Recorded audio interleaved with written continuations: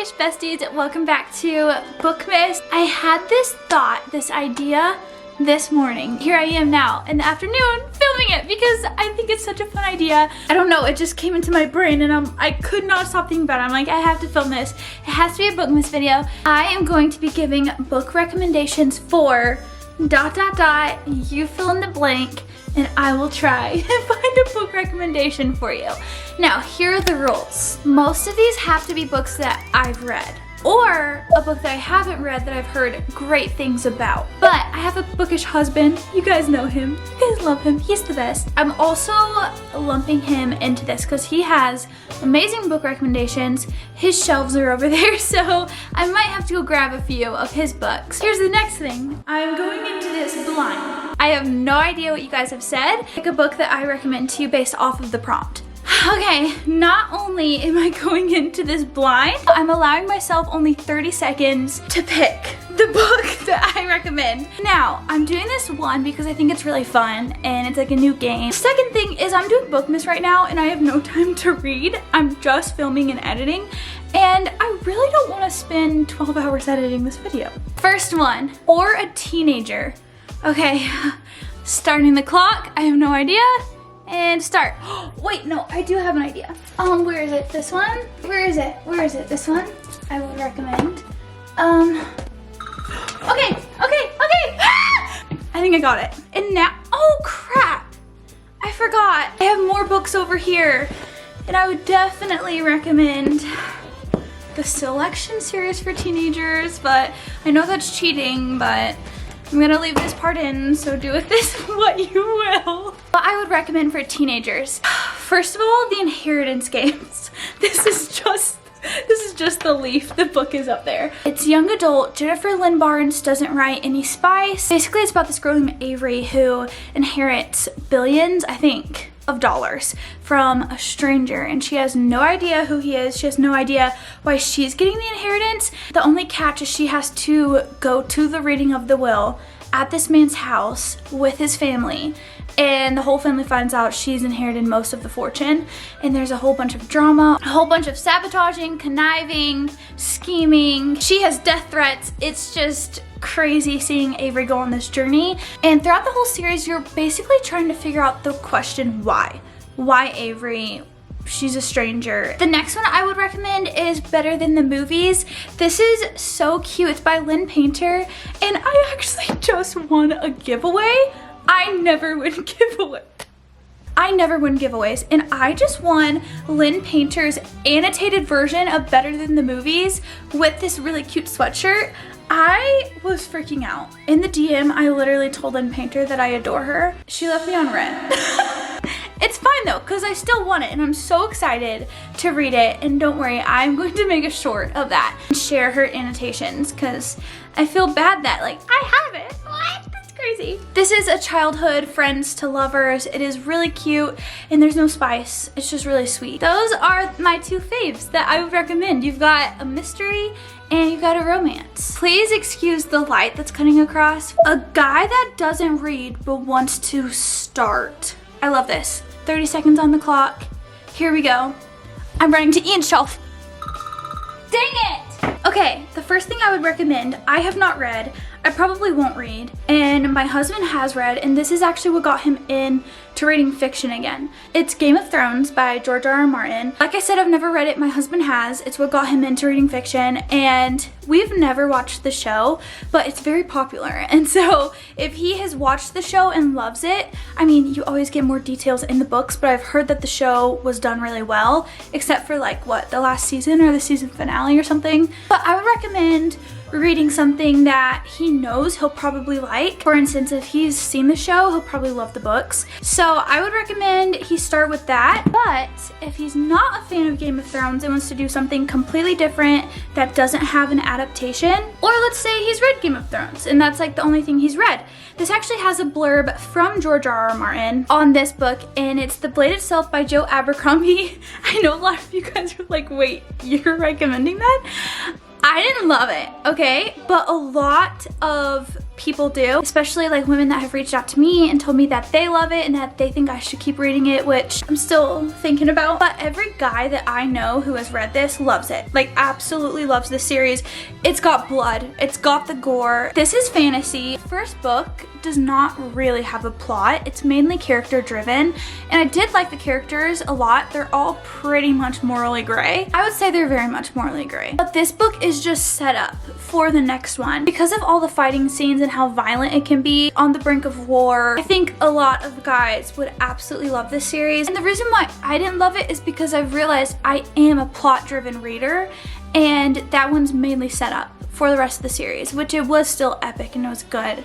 And I liked his storytelling. It was just a lot of setup. It felt like a long prologue. The next one I would recommend is also fantasy, but it's urban fantasy, and it's Jade City by Fonda Lee. I love this book. You have a variety of a cast, and it's multiple POV, which was really fun.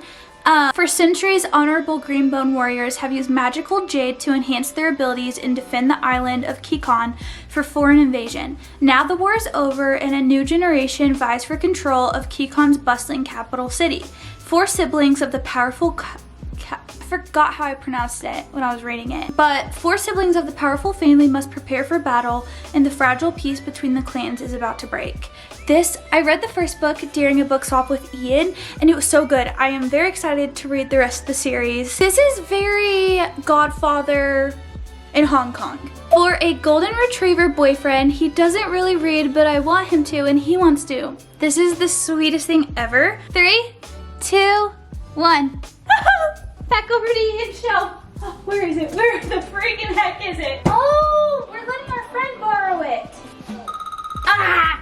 There were a couple of books that if I had enough time, I would grab off of my shelf, but I didn't. The first one I'm so excited about. I forgot we're lending out the first book to a friend, but of course, Red Rising. This is the second book, Golden Sun, but Red Rising is amazing. It's science fiction, but the first one feels like Hunger Games in space. You're at an institute. About Darrow, our main character, who is on the bottom in this society. He goes on this journey to infiltrate the highest in the society, and it's so good. You guys know I love Red Rising, and I would say it's good for a golden retriever like boyfriend because it's so beautiful in the romance. It's not too violent. I've heard though that as you go on in the series it does get violent. All of these are amazing. I'm so impressed. For someone who craves academic validation, oh my gosh, I hope I have one. I think I do. Okay, let's begin. Oh my gosh, that was so hard. I feel like this is kind of a good one, but you may have already read it. I would say The Love Hypothesis by Ali Hazelwood. This is a science-based romance. I don't know if this would exactly fit the prompt, but the reason why I thought of it is because she is in college. She's going to college at Stanford, and you see her struggling as a college student getting her PhD, and she just works so hard. And the reason why I thought of The Love Hypothesis first is because of the setting, but also there's this big science conference that she goes to towards the end of the book, and she's been preparing for it. It's a really big deal. There are just some interesting events that happen while she's there and that kind of lead up to it. I don't know. I feel like this isn't a perfect fit. Yeah, the more I'm thinking about it, I don't know if it's really a good fit, but I'm still gonna say The Love Hypothesis. I'm sorry. Love this one. High stake romantasy. Okay, let's get the timer on the clock and begin. Romantasy. I think I'm actually ready for that. This one has been my obsession as of recently. I love this book. I love this book. It's A Dawn of Onyx by Kate Golden. This is actually now at Barnes & Noble. When I first got it, it wasn't. So the covers aren't glossy at Barnes & Noble. They're a little bit different, which I actually like them better now. This is romantasy, high stakes. This book is it's so good, you guys. Please pick it up. And the other one I would say is ACOTAR, A Court of Thorns and Roses. These two, very similar, but not at all. As far as the romance, the fae, all of that, they're similar in that sense, but the plot's completely different. I just think if you're a fan of ACOTAR, you'll probably be a fan of A Dawn of Onyx. Not saying that, okay, I'm saying maybe. So this one is about the main character, Arwen. She's actually taken as prisoner to this enemy territory that her land, her country, is actually in war with at the moment. So these people are the enemy, they're evil, but she has this power to where she can heal people. So they get their hands on her because she's offering her life, her freedom for her brothers. So she's being used as a bargaining chip, and so her powers are being used to heal these soldiers in this enemy territory. She's basically trying to plan how to escape, but she has to go through these dark and dangerous woods that are just filled with these crazy creatures. I love this book, you guys, so much. I love the characters. Someone looking for a mom main character? Okay, 3, 2, got it. I think this has been one of the easiest ones yet. I love this book so much. I don't have the physical copy, but I do have it on my Kindle. I almost said The Storied Life of Finley Donovan. Finley Donovan is killing it. My friend Faith picked this for me to read a couple of months ago when I was letting booktubers pick what I read for a week. I don't know if I gave it a 5 stars, but if not, I give it a 5 stars now. Amazing, one of my favorite books ever. It's about the main character, Finley. She is a struggling author and she's meeting with her publicist or editor one day, I can't remember. I think she writes like, it's not mystery thrillers, but she writes mysteries, I believe. And they go to Panera Bread. And so they're talking about the new plot for her book. And this woman overhears their conversation and thinks that Finley is a hitman. And so she hires Finley to kill her husband. It's just so funny. It's so lighthearted. It is really, really good. And I will recommend that book till the day I die. I'm gonna lump these two together. Fairy tales and Disney fans. Okay, 3, 2, 1. Ah. These are the two that I would recommend. The first one is Once Upon a Broken Heart by Stephanie Garber. Haley recommended that I read this for booktubers control what I read for a week, and this book was so cute, so fairy tale-esque. It was honestly so magical. They're little mini dragons. It's so cute. Honestly, there are some parts that are high stakes, but I would say it's like right in the middle. This is the most fairy tale-esque book that I have on my bookshelf. This is about Evangeline Fox, the main character. She finds out that the love of her life is going to marry someone else, and she's heartbroken, desperate, and decides to go to this wicked Prince of Hearts. She strikes up a deal with him, and in exchange for his help, she has to give him 3 kisses at any time. She quickly realizes that bargaining with this immortal prince was not a good idea, and he might not have her best interest at heart at the end of all of this. It's really cute, and the ending, oh my gosh, I did not see that coming. The next one I would recommend is a part of a series. It's called The Selection. This is the first book. I've only read the first one, and I need to finish the rest of them. But this is young adult. In this world, there are different castes. So there's this caste system. So the main character has an opportunity to compete in this competition with other women for the prince's heart. And it's kind of similar to The Bachelor, just make it fiction and also a lot more interesting, to be honest. A lot of these women are doing it to raise their ranking in this caste system and get them money, and it just changes their life so much. Even if you get like 2nd or 3rd place, I believe, it still really helps your family out. And this one feels very Disney princess. Actually, may or may not have a video planned for this one, so I'm gonna hold off for now until I can give you a for sure recommendation. Someone said to cry. Book recommendations to cry. Okay, I've got you, girl. And start.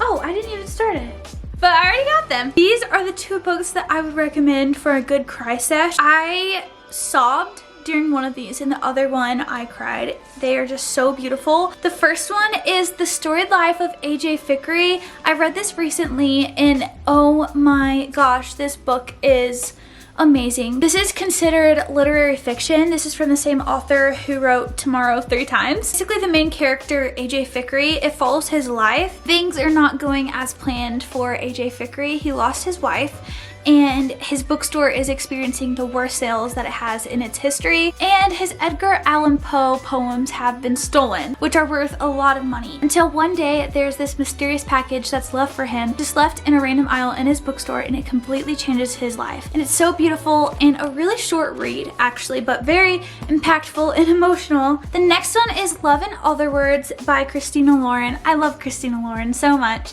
and this book was my first one that I read from them. Oh my gosh, this book made me actually sob. This is Childhood Friends to Lovers. This is about the main character Macy and her childhood friend Elliot. They have not talked in a decade until they bump into each other at a coffee shop. But there's a then and now timeline, and this one will definitely make you cry. For someone whose favorite days are rainy days. Oh, I love this. Okay, 3, 2, begin.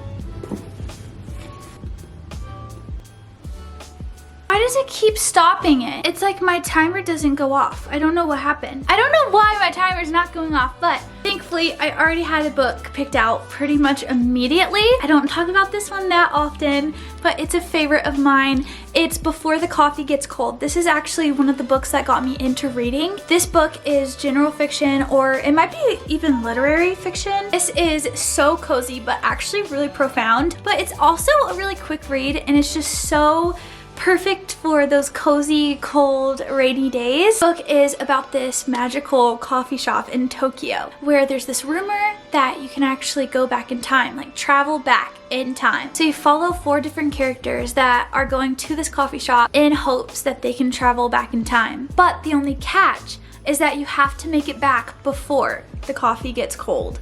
And if not, there are some really big consequences. And this is just such a cool book. Oh, please read it, please read it. Independent and or dependent girlies, but make it romance. Oh, heck yeah. Okay, let's start the timer and begin.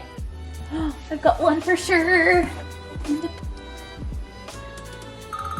Okay, this is more for the independent girlies. It's called Sweet Heartbreak. I mean, I think I would say the main character is more independent, but this is a romance. This reminds me a little bit of Gilmore Girls, but more of Rory at Chilton. And if Rory was like way more independent and confident, I would say. The reason why I would say she's more independent is because she's just come from a different world compared to all of these kids that she goes to school with now. But basically the main character, Isabel, her long lost father comes back into her life when she's about to go into her senior year and demands that she attend this private school that is just filled with the filthy rich. And she's trying to navigate this new lifestyle while remaining true to herself, but also her dad's only request is to stay away from this boy named Noah, known as the serial heartbreaker at this school. Honestly, this was really, really cute, and I loved her friendships. I didn't love the main character as much. I guess it was more of her unwillingness to adapt. Books for just getting into reading murder mystery. Oh, heck yeah. And go.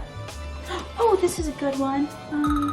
Okay. This is what I would recommend getting into murder mysteries. This was the first murder mystery I think I ever read.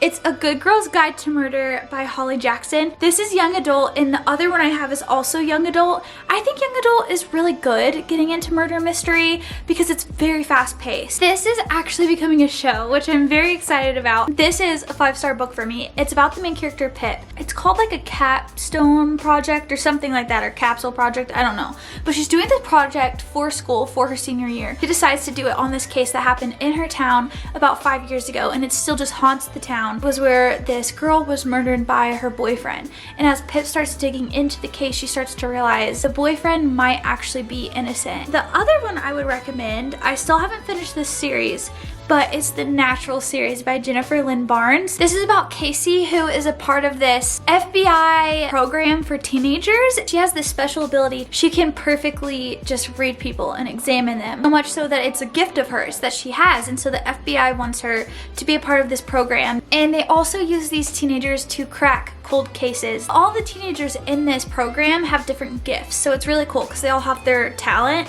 Those are all of the books that I would recommend for you guys based on the prompts that you submitted. This was so fun. Please let me know if you want to see a part 2. I hope you guys like this little game that I kind of came up with. Hopefully it was as fun for you to watch as it was for me to do. But happy Bookmas, and I will see you guys tomorrow. Bye guys!